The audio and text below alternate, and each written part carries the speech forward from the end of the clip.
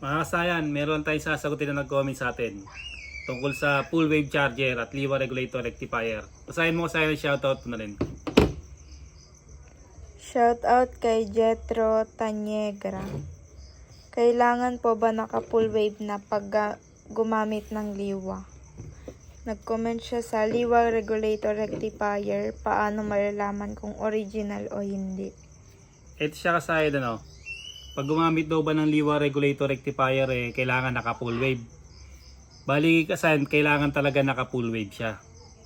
Kasi kadalasang nangyayari, kung hindi ka naka full wave, ang motor mo ay mag-overcharge.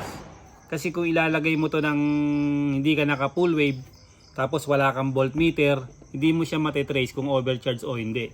Malalaman mo na lang yan pag lumobo na yung battery mo o pumutok yung mga bombilya ng ng motor mo, mga ilaw, headlight, signal light. Nasisira siya kasi pagka nag-overcharge. Kaya ang pinaka-safe dito kasi pag gumamit ng full wave charger, naka full wave ay ang inyong motor. Pero meron din namang pwedeng full wave, wag lang liwa regulator rectifier.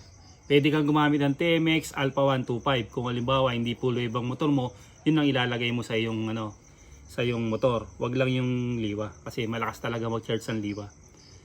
Basahin mo yung kasunod natin na nag-comment. Shoutout kay Raymark Yere. Pag naka full wave ba yung motor, hindi na mag-overcharge? Pag naka full wave daw ba kasayan yung motor, hindi na mag-overcharge. Sign, kahit naka full wave ang ating motor, maaari pa rin siya mag-overcharge. Ito yung dalawang dahilan kung bakit siya mag-overcharge. Yung isa, pag nasira yung battery o pasira na yung battery. Palitin na yung battery, papapansin mo nag-overcharge na siya, nag 16 volts pataas. Pag 16 volts pataas, 17, 18, yan, overcharge na siya. Pag 16 volts pa ba, okay lang siya. Etong battery yung dahilan kung bakit nag-overcharge kahit full wave yung ating full wave na yung ating motor. Ang susunod naman, etong regulator rectifier.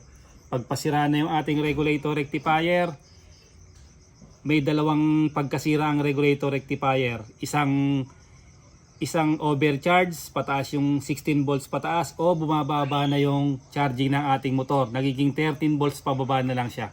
Hindi na siya umaabot ng 14 volts pataas. Pag 16 volts pataas kasi tandaan nyo, overcharge. 16 volts pababa, okay lang siya. Okay lang yung 16 volts pababa. Wala pa kayong magiging problema doon. 16 volts pataas, yun ang magkakaroon ng problema. Bali kasahin kahit full wave na, mag-overcharge pa rin kung pasira na rin ang regulator rectifier at palitin na o pasira na rin ang ating battery. Sana nakatulong to sa mga nag-comment sa atin. Nandito na lang mga kasayan. Salamat sa panonood.